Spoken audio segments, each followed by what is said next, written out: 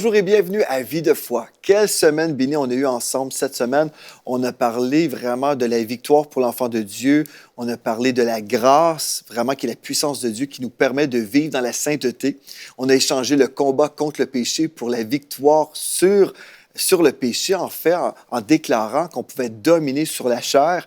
On a vu vraiment des belles choses. On a vu aussi qu'on a été scellés du Saint-Esprit. On a compris c'était quoi, justement.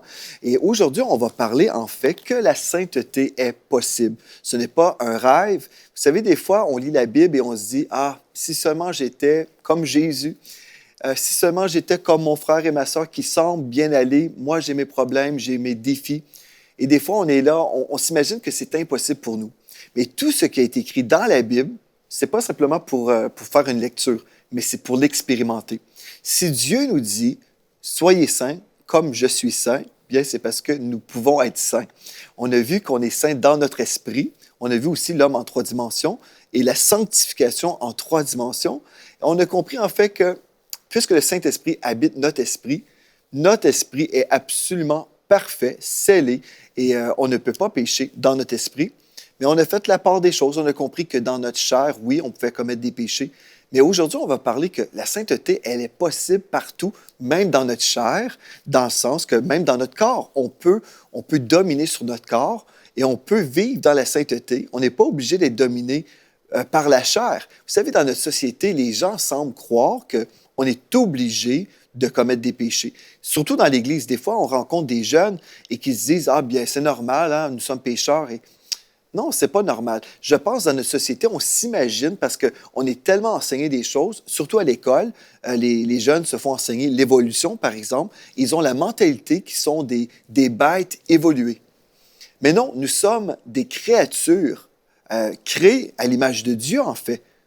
Oui, donc nous avons vraiment une dignité en tant que créature de Dieu et on n'est pas réduit à des bêtes, on n'est pas réduit au péché, à la domination du péché. On n'est pas obligé de répondre aux appétits de la chair, mais on peut dominer et exercer notre foi dans l'œuvre de la croix et vraiment vivre dans la sainteté. Donc, ce n'est pas un rêve, ce n'est pas pour certaines personnes, ce n'est pas pour le clergé, pour les pasteurs, les évangélistes, non. La sainteté est pour chaque enfant de Dieu. Et ce qu'on a vu cette semaine, c'est vraiment grâce à l'œuvre de la croix. C'est ça qui est merveilleux. Et aujourd'hui, on va parler de notre conscience, parce que c'est vraiment là où le diable veut nous terrasser. Il veut toujours accuser les frères, c'est vraiment son travail. Et puis, il va même utiliser d'autres frères pour accuser, mais la Bible nous dit vraiment que si nous sommes spirituels, si quelqu'un tombe, on va redresser la personne avec amour, compassion, tout ça. Mais aujourd'hui, j'aimerais vous parler, la sainteté est possible, et je vais vous parler du comment, encore une fois. Et si vous chutez, mais qu'est-ce que vous allez faire? Allez-vous vous crucifier? Je pose la question, c'est spécial, mais vous savez, quand on n'a pas compris l'œuvre de la croix, on peut s'imaginer que ça serait même bien de se crucifier. Si vous avez déjà vu des fois l'actualité, dans le temps de Pâques, dans certains pays, il y a des gens qui se crucifient, pensant plaire à Dieu, pensant qu'ils font quelque chose de bien. Mais en fait, c'est vraiment une insulte à Dieu, parce que Jésus a vraiment bien fait son travail. Donc, quand on ne comprend pas ce que Jésus a fait pour nous, quand on ne comprend pas qui nous sommes devenus et notre héritage, bien, on peut faire des choses semblables si on aime Dieu. Et ces gens-là, je suis certain, s'ils se crucifient, c'est parce qu'ils sont tellement désespérés, ils veulent tellement faire plaisir à Dieu qu'ils s'imaginent que c'est le chemin. Mais aujourd'hui, ce que je vais comprendre, en fait, c'est que puisque je suis un enfant de Dieu, Romains 7, 22 me dit « Je prends plaisir à la loi de Dieu selon l'homme intérieur. » Mais là, même si je suis parfait intérieurement, dans mon esprit, dans ma conscience peut être atteinte par des accusations du diable, ou peut-être j'ai semé dans le péché, et là, après, je me sens mal. Mais là, ce qui se produit, venez avec moi dans 1 Corinthiens chapitre 6, au verset 19. L'apôtre Paul dit, « Ne savez-vous pas que votre corps est le temple du Saint-Esprit? » Donc, la conscience produit... La conscience, du péché. La conscience du péché produit de la honte. La conscience du péché produit de la honte. Et ensuite, cette honte va produire des blocages dans notre relation avec Dieu. Donc, des fois, les gens les prédicateurs qui vont prêcher contre le péché sont vraiment bien intentionnés. Ils veulent que les gens arrêtent de pécher. Ils veulent en fait que les chrétiens réalisent le danger. Ça, c'est bien. La motivation est très, très bonne. Mais en fait, si on prêche constamment contre le péché, bien, la personne qui écoute peut penser à ses vieux péchés et avoir la conscience du péché, ou même ses fautes présentes, même ses défis actuels et dire « Ah, vraiment, je suis un moins que rien, je suis vraiment sale. » La personne commence à être dans la honte. Bien, cette honte-là, en fait, va créer des blocages entre lui et Dieu. Il va vouloir s'éloigner de Dieu parce qu'il est dans la honte. En fait, nos actions changent selon notre vision de nous-mêmes. Si je me vois comme étant vraiment indigne, dans la honte, bien là, je m'éloigne de Dieu, je m'éloigne de l'Église, je m'éloigne de mes frères et de mes sœurs parce que j'ai cette vision tellement négative. Qu'est-ce qu'un pasteur devrait faire? Est-ce qu'il devrait prêcher contre le péché? On devrait dire ce qui est péché est péché. Oui, c'est vrai ça. Mais on devrait vraiment aider aux personnes qui nous écoutent à comprendre que cette grâce de Dieu est là pour pardonner le péché. C'est vraiment ça, c'est que oui, le péché est là. C'est triste. Le salaire du péché, c'est la mort. C'est vrai. Vous ne voulez pas vivre dans le péché parce que vous allez vivre dans la mort. Ça, c'est vrai. Mais après ça, là, on ne veut pas passer 1 heure à prêcher contre le péché. On veut dire aux gens comment ils peuvent vivre dans la victoire. Puis aujourd'hui, c'est de ça qu'on va parler. La sainteté est possible. Je peux vous prêcher pendant toute cette émission comment le péché, c'est terrible. Vous allez dire, oui, c'est vrai. Je suis d'accord, Pasteur Joël. Le péché, c'est terrible. Nous sommes tous d'accord. Le péché, c'est mauvais. Mais là, ce que vous voulez faire, c'est vivre dans la sainteté, n'est-ce pas? Si vous êtes un enfant de Dieu, votre désir, c'est de plaire Dieu. Donc, ce qu'on veut comprendre, c'est la beauté de la croix et vraiment la beauté du sang de Christ. On a supprimé vraiment dans plusieurs églises même la mention du sang de Christ. Mais moi, ce que je fais le matin, quand je me réveille, quand je prie, c'est une des choses que j'aime faire. Je remercie le Seigneur pour la croix. Je remercie le Seigneur pour le sang qui a été versé pour moi. Chaque jour, c'est comme si je prends ma douche avant de me doucher. Je prends ma douche sous le sang de Christ et je le remercie. Je dis merci Seigneur pour ton sang que tu as versé sur la croix pour moi. Merci parce que à cause de ce sang, j'ai accès auprès du trône de la grâce. Aujourd'hui, si je peux être avec toi, c'est à cause de ce sang. Et je me rappelle chaque jour, c'est pas d'une façon religieuse, c'est vraiment un désir de ma part. C'est vraiment, je réalise vraiment à quel point j'ai besoin du sang de Christ. Et c'est pour ça qu'on prend même la Sainte Seine. Vous savez, quand on prend la communion et on boit la coupe, c'est pour se rappeler de ce sang. Jésus aime ça qu'on se rappelle de son sang qu'il a versé pour nous. C'est pas religieux, c'est vraiment, c'est puissant. Dans Hébreux chapitre 10, au verset 19, nous lisons, « Frères, puisque nous avons, au moyen du sang de Jésus, une libre entrée dans le sanctuaire, une libre entrée. » Vous voyez, c'est comme je vais vous dire. Quand je prie, je sais à cause du sang, je peux entrer dans le sanctuaire. Approchons-nous avec un cœur sincère, dans la plénitude de la foi, les cœurs purifiés d'une mauvaise conscience et le corps lavé d'une eau pure. Le sang de Christ a purifié notre esprit. Amen, ça on l'a déjà vu dans les autres émissions. Mais le sang de Christ aussi va purifier mon âme, ma conscience, là, ma pensée, ma volonté, mes émotions, toute cette portion-là de moi. Le sang de Christ va me sanctifier dans 3 dimensions. Et le sang de Christ va laver mon cerveau, si on veut, mais ma conscience, en fait.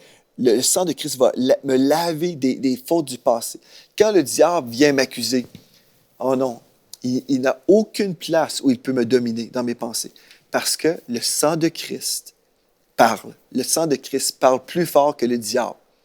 Est-ce que vous pouvez entendre le sang de Christ vous défendre? Il y a un vieux cantique en anglais qui dit que le sang de Jésus parle pour moi, à ma place, là où il n'y avait pas de justice, que le sang de Christ puisse écrire que je suis juste. Oui, que le sang de Christ parle à ma place. Je ne veux pas me justifier, mais je veux que le sang de Christ me justifie. Je veux le relire. Hébreux 10, verset 19. « Frères, puisque nous avons au moyen du sang de Jésus une libre entrée dans le sanctuaire. » Vous savez, c'est ça que Dieu veut pour vous aujourd'hui.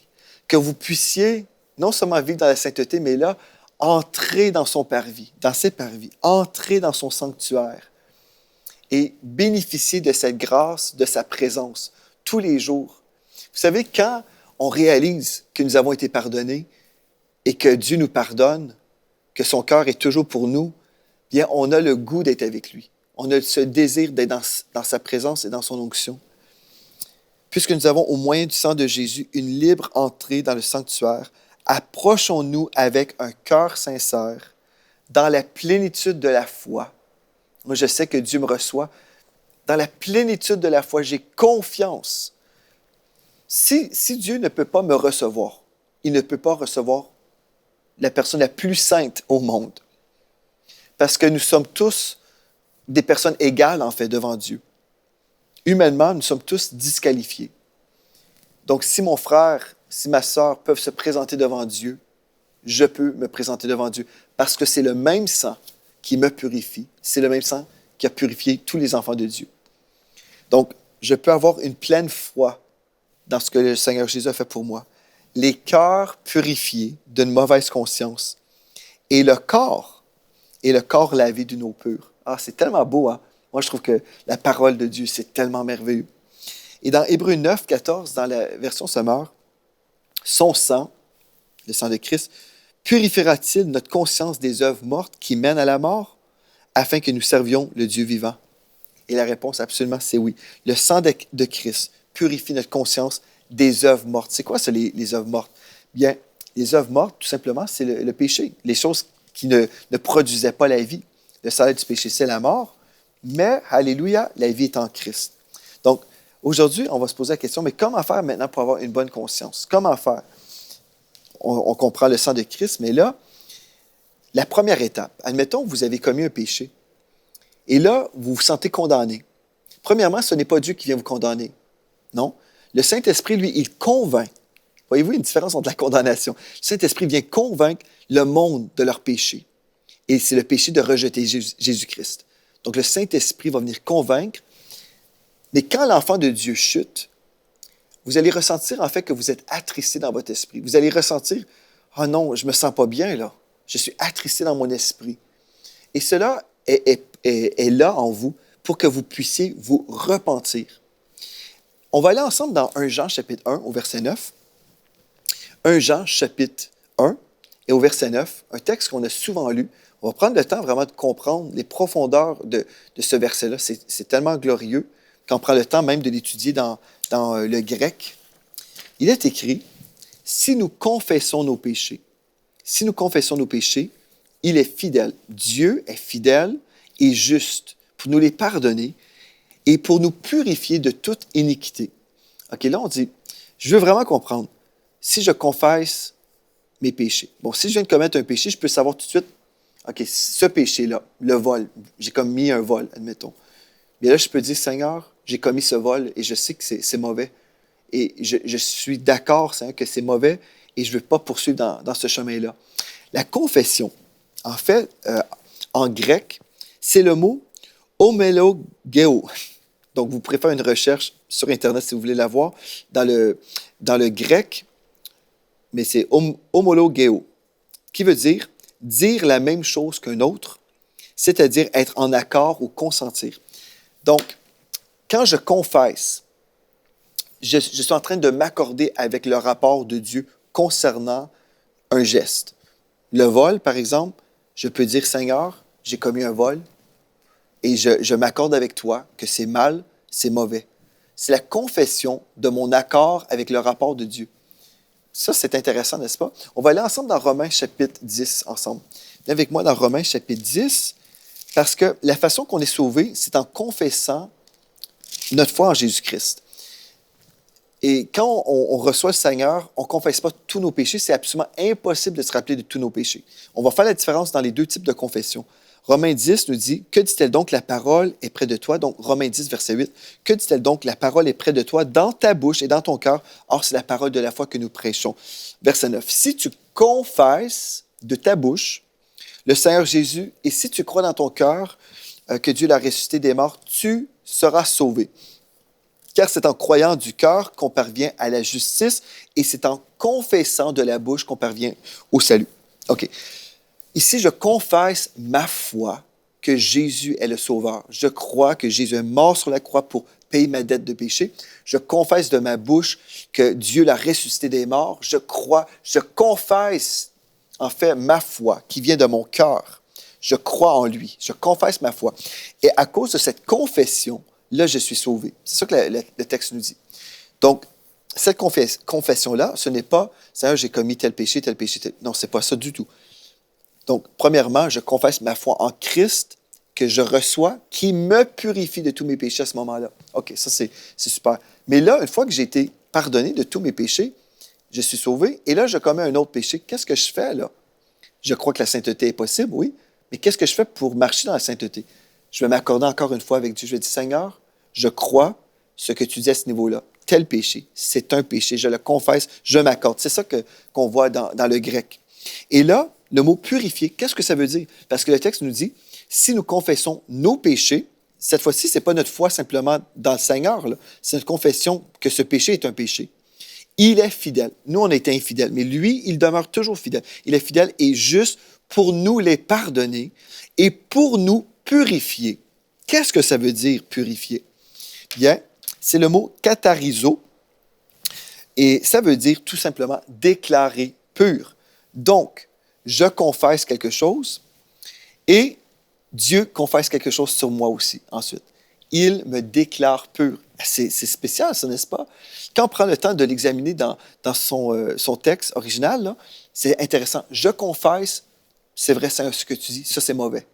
Et là, Dieu confesse sur moi, il déclare sur moi, tu es pur, à cause du décret de ma bouche. Une fois que je suis un enfant de Dieu, c'est ça que je suis appelé à faire. Est-ce que je suis supposé de supplier Dieu, dans le sens, Seigneur, et là, on pleure, on fait une crise, Seigneur, s'il te plaît, je t'en supplie, pardonne-moi ce péché-là. Je sais que quand on est repentant, peut-être on va le faire, parce qu'on est tellement repentant. Mais la réalité, là, c'est que Christ a déjà payé pour le péché qu'on avait commis. Avant même d'être sauvé, il avait déjà payé pour nos fautes. Quand on y pense, Jésus a existé avant moi, là, et avant vous. Donc, Jésus, lorsqu'il est mort sur la croix, il avait payé pour les péchés du passé, des saints de l'Ancien Testament. Il avait payé pour les péchés des hommes qui existaient et pour tous les hommes de l'avenir, de toute l'histoire, en fait. Jésus a payé pour tous les hommes, pour tous les péchés. Donc, Jésus a déjà pardonné tous les péchés, en fait. Là, c'est à moi de recevoir le pardon. Mais le texte me dit, je dois confesser. Mais là, c'est ça. La confession, c'est pas une supplication, s'il te plaît, je t'en supplie. Et là, peut-être Dieu va dire non. C'est plutôt, je m'accorde. C'est ça que le texte nous dit dans le grec. Dire la même chose qu'un autre, c'est-à-dire être en accord et consentir. Il est vrai, Seigneur, ça, c'est un péché. Il est vrai. Et là, je veux être purifié de ça. Et là, purifier veut dire, où Dieu dit, tu es déclaré pur. Tu es déclaré. Le décret de Dieu, tu es déclaré pur. À cause, Jésus avait déjà payé pour qu'on soit pardonné. Voyez-vous? Donc, Jésus ne reviendra pas une seconde fois purifier encore le péché. Parce que ça a été fait, ça. Donc, Andrew Wommack, un pasteur des États-Unis, il explique en fait même que dans le temps, le verbe, en fait, du mot purifier, parle d'une purification constante. Il le déclare sur nous. Il continue à le déclarer sur nous, que nous sommes purs. Donc, c'est tellement, tellement glorieux. Donc, la première chose pour répondre à la question, comment avoir une bonne conscience? Comment faire? Confesser. Mettez-vous en accord avec Dieu. Ne vous justifiez pas. Vous savez, j'ai déjà été obligé de confronter des personnes dans notre ministère, des gens qui étaient en service, et j'ai dû confronter certaines situations en disant, écoutez, telle pratique, c'est un péché, et vous devez vous repentir de ça. Vous devez vraiment abandonner ce péché. Dans le ministère, c'est certain, même dans la vie en général, on ne veut pas marcher sur le chemin de la mort. Donc, j'ai dit, vous devez vous repentir. Et j'ai vu des gens, des fois, dire, oui, c'est vrai, pasteur, et puis la personne dit, Seigneur, pardonne-moi, purifie-moi, Seigneur Dieu. Et puis là, la personne reçoit certainement, elle reçoit par la foi son pardon. C'est merveilleux. Mais j'ai aussi rencontré des gens qui disaient, bien non, c'est pas vraiment ça. Et puis, je connaissais la situation à fond, et puis, plutôt que de s'humilier, de se repentir, la personne voulait se justifier. Et quand on se justifie, on raconte des mensonges, en fait. On ment. Et Là, on est en train de produire encore d'autres morts dans notre vie. Là, on est juste en train de rempirer. Là. C'est terrible. Mais la Bible nous dit, si nous confessons nos péchés, si on se détourne du péché, bien, gloire à Dieu, il y a une provision de pardon pour nous. Mais si je justifie mes péchés, c'est pas pareil. Donc, alléluia. On veut revenir à cette réalité-là. On confesse nos péchés. Et là, ensuite, je dois savoir qui je suis devenu, mon identité de juste. Et non seulement, c'est moi qui le dis, mais remarquez, dans 1 Corinthiens 15, verset 34, le texte nous dit « Revenez à vous-même » ou dans d'autres traductions « Réveillez-vous, revenez à votre justice ». En anglais, en fait, c'est « awake »,« awake unto righteousness ». Réveillez-vous du fait que vous êtes juste. Revenez à votre identité de juste. C'est glorieux. Le texte, 1 Corinthiens 15, verset 34. Revenez à vous-même ou réveillez-vous du fait que vous êtes juste, comme il est convenable, et ne péchez point, car quelques-uns ne connaissent pas Dieu, je le dis à votre honte. Voyez-vous ce qui est honteux? Ce qui est honteux, c'est de poursuivre dans le péché. Ça, c'est honteux. Mais si on peut revenir à nous-mêmes, oui, se détourner du mal, mais là, se réveiller du fait que nous sommes justes. Alléluia! Là, on va vraiment connaître le Seigneur et on va voir la splendeur de vraiment tout ce que Dieu en réserve pour notre vie. Mais si on choisit de se justifier, en fait, c'est la seule raison pourquoi on ferait ça, là, c'est à cause de l'orgueil. Et vous savez, j'ai vu dans la vie de certaines personnes, c'est tellement triste. Quand on refuse d'avouer nos torts, bien là, ce qui se produit, c'est vraiment la marche de l'orgueil. Et la Bible nous dit que Dieu s'oppose aux orgueilleux.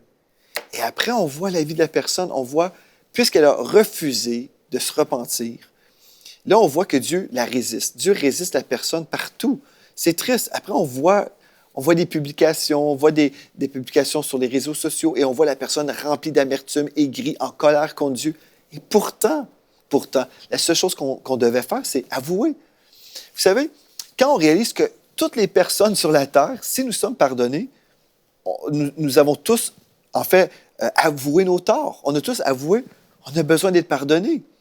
Donc, on fait partie d'un bon club qui est très, très vaste. Il n'y a personne qui peut dire « Ah, telle personne s'est repentie. Oh, c'est bizarre. » Non, chaque enfant de Dieu, on passe tous par la repentance. Donc, vaut mieux se repentir que de poursuivre sur un mauvais chemin. Et finalement, vivez vraiment dans la sainteté. Donc, on revient nous-mêmes, on découvre qui nous sommes vraiment, et là, vivez vraiment là, dans la pratique. Dans 2 Corinthiens chapitre 1, verset 12, le texte nous dit « Ce qui fait notre gloire, c'est ce témoignage de notre conscience, que nous nous sommes conduits dans le monde et surtout à votre égard avec sainteté et pureté devant Dieu, non point avec une sagesse charnelle, mais avec la grâce de Dieu. » J'aimerais ça prier pour vous aujourd'hui. Je sais qu'il y a plusieurs personnes, vous avez entendu beaucoup de choses cette semaine. Peut-être que vous avez raté des émissions. Donc, retournez sur le site EMC TV et laissez vraiment la parole de Dieu vous enseigner et changer votre façon de voir les choses. Mais remarquez ce texte-là, c'est tellement glorieux. 2 Corinthiens 1,12, je veux le relire. Ce qui fait notre gloire, c'est ce témoignage de notre conscience. Si votre conscience a été salie par le péché, bien, votre conscience peut être purifiée aujourd'hui. Que nous nous sommes conduits. On peut avoir le témoignage. Ce n'est pas simplement une lecture, mais c'est quelque chose que vous pourrez dire aussi. Que nous nous sommes conduits dans le monde et surtout à votre égard avec sainteté et pureté devant Dieu. Oh, gloire à Dieu. Avec sainteté et pureté. On peut se conduire avec sainteté et pureté, non point avec une sagesse charnelle, mais avec la grâce de Dieu. Tout ça, c'est possible. La sainteté est possible. Grâce au Seigneur qui est là, la puissance de Dieu. Frères et sœurs, je sais que plusieurs personnes vivent sous la condamnation, un sentiment d'accusation. Je veux vous dire, ce n'est pas Dieu qui est en train de vous écraser. Vous savez, Dieu n'est pas là pour nous écraser et nous faire perdre espoir, pour nous faire croire qu'on est des moins que rien. Mais Dieu est là auprès de vous, le Saint-Esprit, le Paraclète, celui qui est toujours à côté de vous. Il est là et il est en vous en plus. Mais il est là aujourd'hui pour vous inviter à vous approcher de Dieu, vous approcher de lui. Est-ce que vous aimeriez peut-être aujourd'hui céder votre volonté pour la sienne? Peut-être que vous avez essayé pendant longtemps de marcher dans la vie chrétienne selon vos propres forces personnelles. Et peut-être aujourd'hui, vous êtes prêt à vous abandonner. Vous avez compris que la sainteté est possible. J'attendais longtemps peut-être pour ce jour où Dieu viendrait me délivrer. J'ai compris cette semaine que tout est accompli à la croix. Et là, vous pouvez simplement recevoir.